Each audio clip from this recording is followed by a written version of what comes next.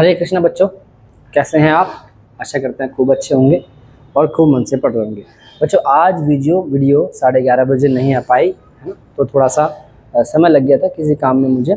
तो आज जो आपको वीडियो मिलेगी वो लगभग 3 बजे के आसपास मिल जाएगी, है ना।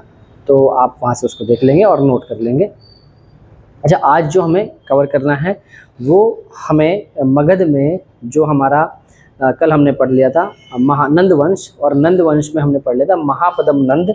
उसी महापद्म नंद के 8 बेटों में से एक बेटा था धनानंद, तो वही धनानंद हमें पढ़ना है। कुछ बातें हमें पता होनी चाहिए किसकी, महापद्म नंद की और नंद वंश की भी।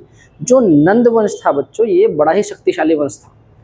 इतना ज़्यादा शक्तिशाली वंश था कि सिकंदर जो था, जिसे हम अलेक्जेंडर भी कहते हैं, सिकंदर ने भी नंद वंश पे आक्रमण करने की जरूरत नहीं समझी, यानी कि नंद वंश पर सिकंदर भी आक्रमण नहीं कर सका।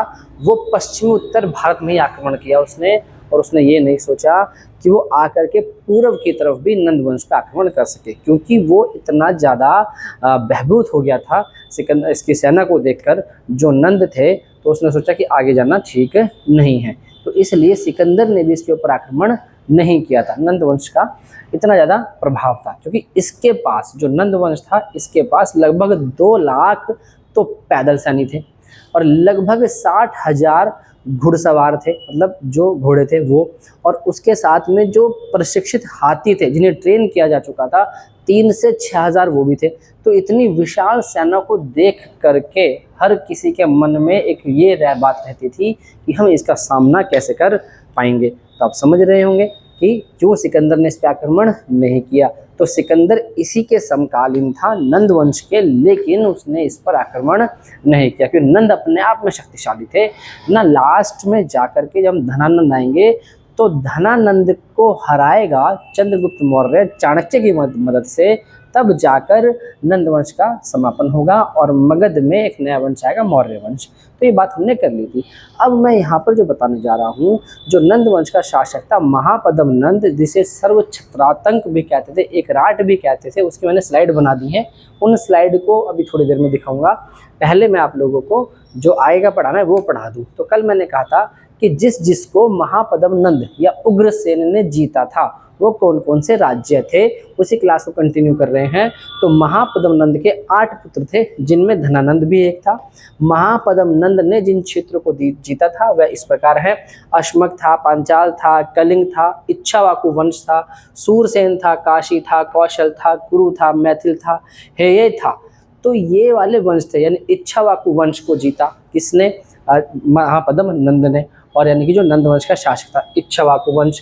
कलिंग को जीता, अश्मक को जीता, पांचाल को जीता, शूरसेन जीता, काशी, कौशल, कुरु, मिथिला, इन सब को इसने जीता। और यहाँ पर कौन कौन से राजा राज करते थे उनका देखो। मत्स्य पुराण के अनुसार बताया जाता है कि इच्छावाकु में 24 राजा थे, कलिंग में 32 राजा थे, अश्मक में 25 राजा थे, पांचाल में 27 राजा थे, काशी में 24 राजा थे, हेय में 28 राजा थे, कुरु में 27 राजा थे, मिथिल में 28 राजा थे, सूरसेन में 23 राजा आदि का उल्लेख मिलता है। सारे तो मेंशन नहीं करे, सिर्फ इसलिए बता दिया कि क्या पता वो इनमें से कोई पूछ ना बैठे कभी, तो आपको पता होना चाहिए। यहाँ पर इतने इतने राजा थे, इन सभी को महापद्म नंद ने जीत लिया था। तो सोचो कितना शक्तिशाली महापद्म नंद होगा। इतनी बात समझ में आ रही होगी। तो मैंने यही कहा था कि ये फैक्चुअल पार्ट है, इसको मैं यहाँ समझा दूंगा। तो महापद्म नंद हमारा यहाँ पूरा हो गया था, ठीक है। इसके साथ में अगर हम देखें तो खारवेल का एक अभिलेख है जिसका नाम है हाथी गुम्फा अभिलेख। पेपर में आता है कि हाथी गुम्फा अभिलेख किसका है, तो आप बताएंगे खारवेल का। तो हाथी गुम्फा अभिलेख जो है वो है बच्चों खारवेल का। और खारवेल के हाथी गुम्फा अभिलेख में महापद्म के कलिंग विजय की सूचना मिलती है। तो पेपर में आएगा कि महापद्म ने कलिंग को जीता था, इसकी सूचना कहाँ से मिलती है, तो आप बताएंगे खारवेल के हाथी गुम्फा अभिलेख से मिलती है। तो खारवेल का हाथी गुम्फा अभिलेख है जिसमें ये पता चलता है कि जो महापद्म नंद है उसने कलिंग को भी जीत लिया था, यानी कलिंग किसके हाथ में आ गया था? महापद्म नंद के हाथ में आ गया था। हाथी गुम्फा अभिलेख से ही पता चलता है कि महापद्म ने कलिंग से एक जैन प्रतिमा उठा ली थी। इसी से पता चलता है कि महापद्म ने कलिंग से एक जैन प्रतिमा उठा ली थी। तो ये हुआ यहाँ पर महापद्म नंद के बारे में, जो कौन था, नंद वंश का संस्थापक था, जिसे हम एकराट भी कहते थे, है ना, और छत्रातंक भी कहते थे, और अहिच्छत्र भी हम कहते थे। इतनी बातें हमने पढ़ ली। और उग्रसेन भी उसको हमने कहा गया था, मतलब कह दिया था। तो ये सारी बातें महापद्म नंद की हुई। अब महापद्म नंद के बाद जो इसका बेटा आता है जिसका नाम है धनानंद, उनकी बात करते हैं। आप समझें, जो सिकंदर था वो धनानंद के ही समकालीन था। सिकंदर धनानंद के ही समकालीन था। और सिकंदर ने इस पर यानी नंद वंश पर आक्रमण क्यों नहीं किया? इसलिए नहीं किया क्योंकि मगध की सेना बड़ी विशाल थी, नंद वंश की सेना बड़ी विशाल थी। तो इसी विशाल सेना के डर से शायद उसने इस पर आक्रमण नहीं किया होगा। तो हम देखते हैं कि जो धनानंद था, धनानंद ने कैसे कार्य किया। धनानंद किसका बेटा? महापद्म नंद का। अभी एंड में मैं इन सबको सीक्वेंस में लिखवा दूंगा तो आपको पता चल जाएगा। धनानंद सिकंदर का समकालीन था और इसी के समय 326 ईसा पूर्व में सिकंदर ने पश्चिमोत्तर भारत पर आक्रमण किया था। मतलब भारत के जो वेस्ट और आपका नॉर्थ वाला भाग है, नॉर्थ वेस्ट वाला भाग है, उस पर सिकंदर ने आक्रमण किया था, पश्चिमोत्तर भारत पर। और लेकिन पश्चिमोत्तर भारत पे ही रहा, उससे आगे वो नहीं आया क्योंकि उसे पता था नंद जो हैं वो बड़े शक्तिशाली हैंगे। तो ग्रीक यूनानी लेखकों ने इसे अग्रमीज कहा है। तो धनानंद को, नंद वंश का अंतिम राजा धनानंद, धनानंद को अग्रमीज कहा है। किसने? ग्रीक लेखकों ने कहा है। धनानंद बड़ा ही उग्र था, जनता से धन वसूलता था, कर आरोपित करता था, कर है ये, कर आरोपित करता था। इन सब के कारणों से जनता परेशान थी और इससे दुखी हो चुकी थी। तो जनता भी इसे राज्य से मुक्ति चाहती थी। कहने का मतलब ये, इसके नाशन का मेरे सुनो, जो धनानंद था ये बड़ा ही क्रूर टाइप आदमी था। तो जनता पर जबरन कर वसूल देता था ये, ठीक है, उनसे बहुत सारा धन ले लेता था, अनाज लेता था। तो इतनी ज़्यादा उन पर अत्याचार हो गए थे कि जनता ना परेशान हो गई थी कि यार ये राजा हट जाना चाहिए। अब यहाँ पर क्या हुआ, सोने पे सुहागा एक काम हुआ कि यहाँ पर धनानंद के दरबार में आया चाणक्य। जब धनानंद के दरबार में चाणक्य आया तो भरी सभा थी एक। उस भरी सभा में जब चाणक्य इनसे मिल रहा था तो चाणक्य के बीच में और धनानंद के बीच में कुछ इस प्रकार से बातचीत हुई कि धनानंद ने चाणक्य को अपमानित कर दिया भरी सभा के सामने। और चाणक्य ने उसी दिन से ये कसम खाई कि मैं इसका समापन कर दूंगा, यानी कि मैं मगध से इसका नाम निशान मिटा दूंगा धनानंद का। तो चाणक्य जो थे उसका भरी सभा में अपमानित करना और उनका इस तरीके से कसम खाना कि मैं इसको, मन ही मन कसम खाई चाणक्य ने कि मैं इसको समाप्त कर दूंगा। और जैसे वो मन ही मन कसम खाई तो उस कसम को पूरा किया चंद्रगुप्त मौर्य की मदद से। तो धनानंद के दरबार में कौन आए? चाणक्य। चाणक्य अपमानित किए गए धनानंद द्वारा। जैसे धनानंद द्वारा अपमानित किए गए तो चंद्रगुप्त मौर्य जो चाणक्य जिनके गुरु थे, तो चंद्रगुप्त मौर्य की मदद से धनानंद की हत्या करवाई और मगध पर नंद वंश का समापन किया और साथ में ही इस पर एक नए वंश की स्थापना करी जिसका नाम था मौर्य वंश या मौर्य साम्राज्य। तो चाणक्य ने अपनी कसम पूरी करी, मौर्य आए और मगध पर स्थापना हुई, नंद वंश का समापन हुआ। इस तरीके से नंद वंश हमारा खत्म होता है।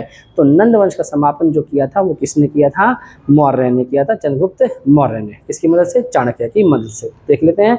धनानंद बड़ा ही उग्र था और धन वसूलता था, कर भी आरोपित करता था जनता पर। इन सब कारणों से जनता परेशान थी और दुखी हो चुकी थी। तो जनता भी इस राजा से मुक्ति चाहते थे। अब यही कारण नहीं था, और भी बहुत से कारण थे, है ना, और बहुत से कारण थे जनता के उग्र होने के। और यहाँ पर सपोर्ट जो मिली वो मिल गई किससे? चंद्रगुप्त मौर्य से। धनानंद के दरबार में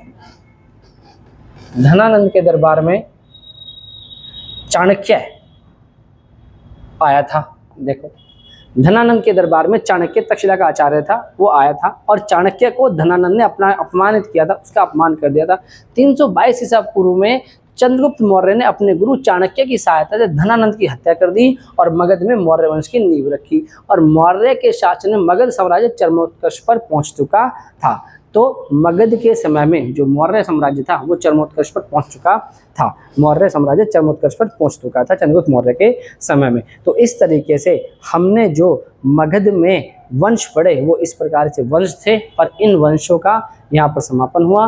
और साथ में किसको स्टार्ट करेंगे? मौर्य को। लेकिन मौर्य के आने से पहले हम ये देखेंगे भारत पर विदेशी आक्रमण भी हुए हैं। जैसे सिकंदर का मैंने आक्रमण बताया, तो सिकंदर के आक्रमण को हम समझेंगे। लेकिन उससे पहले जो मैंने कल पढ़ाया था उसकी एक बार आप स्लाइड को देख सकते हैं।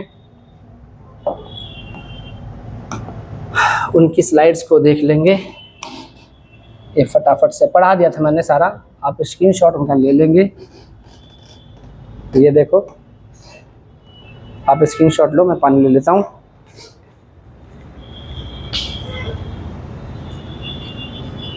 ठीक है, ये देखो,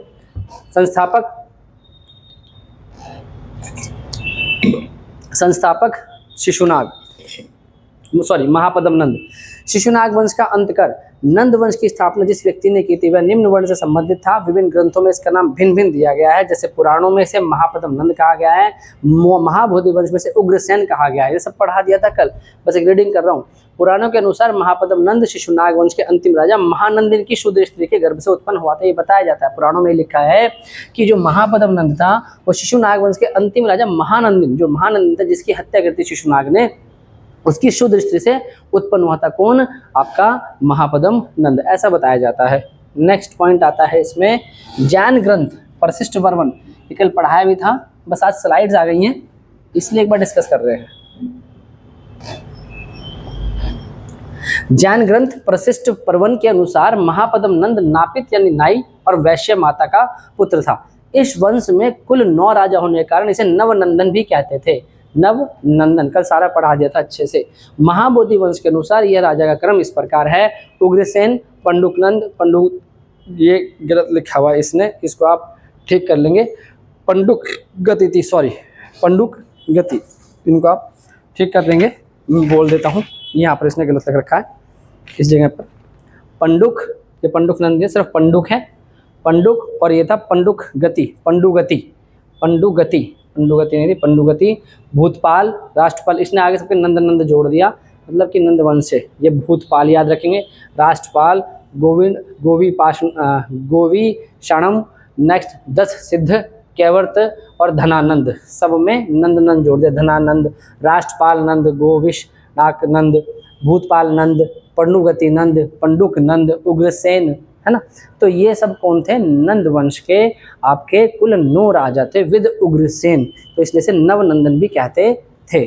ठीक है, इसका स्क्रीनशॉट ले लेंगे।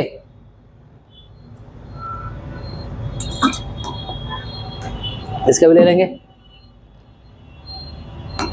नेक्स्ट देखो, जो महापद्म नंद है उसे कली का अंश कहा गया है, क्षत्रियों का नाश करने वाला परशुराम का दूसरा अवतार कहा गया। ये सब मैंने आपको बताया था कल। कली का अंश बताया गया है, कली का अंश सर्व छत्रांतक, ये छत्रांतक है, छत्रांतक, सर्व छत्रांतक कहा गया सर, क्षत्रियों का नाश करने वाला। भार्गव, भार्गव है ये, भार्गव, भार्गव कहा गया है, दूसरा परशुराम का अवतार कहा गया है। इसने एक छत्र शासन की स्थापना की थी तथा एक राट की उपाधि धारण की थी। एक राट का अर्थ होता है एकमात्र राजा, एक राट का अर्थ भी होता है जो संपूर्ण प्रभुत्व संपन्न हो, एकमात्र राजा हो जिसकी सुनी जाती हो, संपूर्ण प्रभुत्व संपन्न। अपने आप को जो नंद थे वह एकदम संपूर्ण प्रभुत्व संपन्न है ना, और सब चीज हमारे अकॉर्डिंग ही होगी। जो महापद्म नंद था बड़ा ही शक्तिशाली था, तो ये सब उसके बारे में है। नेक्स्ट, महापद्म के 8 पुत्र थे, ये मैंने समझा ही दिया, जिनमें से बुरा हो गया ना, हाँ ये भी हो गया, ये भी हो गया, ये भी हो गया, ठीक है। और ये मैंने आपको बता दिया था, ये वाला, ये तो मैंने पढ़ा ही दिया आप लोगों को। तो इनमें राजा वगैरह याद रखने की जरूरत नहीं है बिल्कुल भी, इनको बस पढ़ लेना एक बार, थोड़ा ध्यान रहना चाहिए, अगर क्वेश्चन आया तो हो जाए। तो धनानंद की इस प्रकार से मतलब कुल महापद्म नंद भी हो गया, और इसके 9 जो राजा थे विद उग्रसेन, टोटल 9 राजा थे, तो उग्र, इसको हम नवनंदन भी कह देते थे। तो यहाँ तक की हमारी पूरी बात कंप्लीट हो गई। अब जो धनानंद था, मैंने आपको बताया था कि नंद वंश इतना शक्तिशाली था कि सिकंदर ने भी यहाँ पर आने की नहीं सोची, सिकंदर ने भी नहीं सोचा कि मैं यहाँ पर आऊँगा, बस पश्चिमोत्तर पे आक्रमण करता रहा। तो अब हमें क्या करना है, हमने अब नंद वंश पढ़ लिया है ना, और हमने जो था हर्यक वंश भी पढ़ लिया, और उसके साथ शिशुनाग वंश भी पढ़ लिया, ये तीनों वंश हो गए। अब हम पढ़ेंगे मगध में मौर्य वंश को। लेकिन मौर्य वंश के पढ़ने से पहले मैं विदेशियों का आक्रमण दिखाऊंगा, कैसे विदेशियों ने भारत पर आक्रमण किया, और विदेशियों के आक्रमण के साथ आपको ये समझ हो जाएगी कि कैसे कैसे भारत पे आया जा सकता था और किस किस तरीके से आक्रमण हुआ। तो यहाँ तक समझ में आया। अब मैं आप लोगों को जो मैंने पढ़ाया है एक बार उसकी सीक्वेंस में चीज़ें लिख देता हूँ, तो और अच्छे से क्लियर हो जाएगा। ठीक है, 1 मिनट रुकेंगे बस आप लोग। चलो बच्चों, यहाँ तक आ गया समझ में? अगर यहाँ तक समझ में आ गया हो तो अब हम इसकी लास्ट स्लाइड देख लेते हैं कि हमने क्या क्या पढ़ा था। जैसे मगध में आपने पढ़ा था हर्यक वंश, हर्यक वंश के साथ जो इम्पोर्टेंट थे हर्यक वंश, हर्यक वंश के साथ जो आपने पढ़ा था वो पढ़ा था शिशुनाग वंश, शिशुनाग के बाद जो आपने पढ़ा था वो पढ़ा था नंद वंश। तो हर्यक, शिशुनाग और नंद, इन तीनों को एक बार देख लो, आपका पूरा टॉपिक हो जाएगा कवर। तो ये हैं मगध के जो इम्पोर्टेंट वंश थे उनको देखा हमने, हर्यक वंश, ठीक है, शिशुनाग वंश और नंद वंश। एक बार मैं देख लेता हूँ ये ठीक दिख रहा है, आप भी देख लें इसको।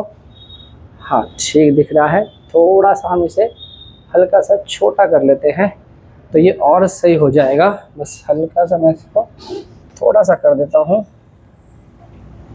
आप बस 1 मिनट के लिए वेट करेंगे बच्चों, बस 1 मिनट के लिए थोड़ा सा कर दूँ मैं इसको, तो ये ठीक दिख रहा होगा मेरे हिसाब से। एक बार चेक कर लेते हैं इसको। अब ये सही दिख रहा है बिल्कुल।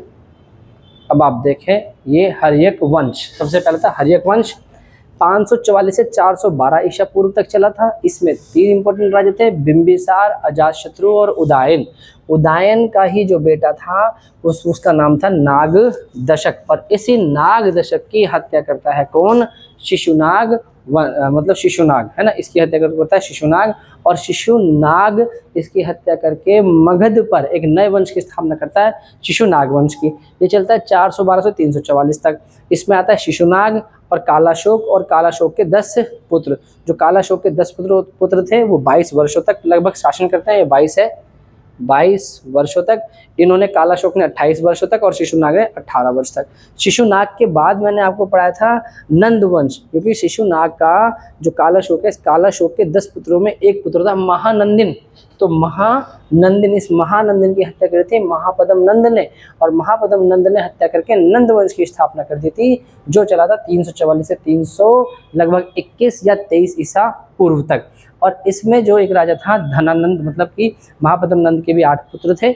महापद्म नंद को तो उग्रसेन कहते थे, इसी का एक बेटा था धनानंद, और धनानंद की जो हत्या करी थी वो करी थी चंद्रगुप्त मौर्य ने, और मौर्य वंश की नींव रख दी थी। तो हर्यक वंश, शिशुनाग वंश और नंद वंश, आप इसका स्क्रीनशॉट ले लें और आपके पास में ये फिर पूरा हो जाएगा। आप इसका स्क्रीनशॉट ले लें बच्चों।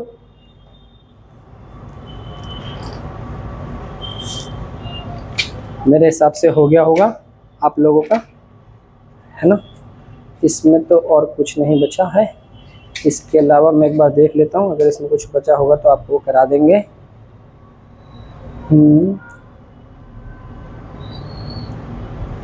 हाँ ठीक, तो ये सब हो गया हर्यक वंश, बिंबिसार, अजातशत्रु, उदयन। अब क्रम आएगा तो खूब आराम से लगा देना, बिंबिसार, अजातशत्रु, उदयन, शिशुनाग, कालाशोक, उसके बाद कालाशोक के बाद महानंदिन, उसके बाद महापद्म नंद, और उसके 8 बेटों में से एक बेटा था धनानंद।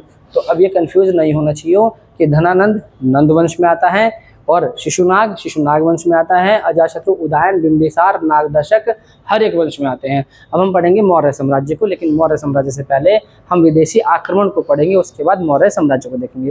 तो आज की क्लास बच्चों लेट आएगी आपकी, लगभग 2, 2:30 या 3 बजे के आसपास आ जाएगी, तो आप उसको वहाँ से नोट करेंगे और हम आगे चलेंगे, ठीक है। इस पर रिलेटेड जो क्वेश्चन बनेंगे उन क्वेश्चंस को मैं, तीनों से रिलेटेड क्वेश्चन को मैं करा दूंगा एक बार, फिर मैं सोच रहा हूँ फिर आपको विदेशी आक्रमण पढ़ाऊँ। तो पहले इसके साथ जो क्वेश्चंस आए हैं उन क्वेश्चंस को करा दूंगा, सोचता हूँ, देख लेते हैं, जैसे भी समय होता है वैसे आपको करा देते हैं। तो मिलते हैं बच्चों नेक्स्ट क्लास के साथ। हरे कृष्णा, धन्यवाद।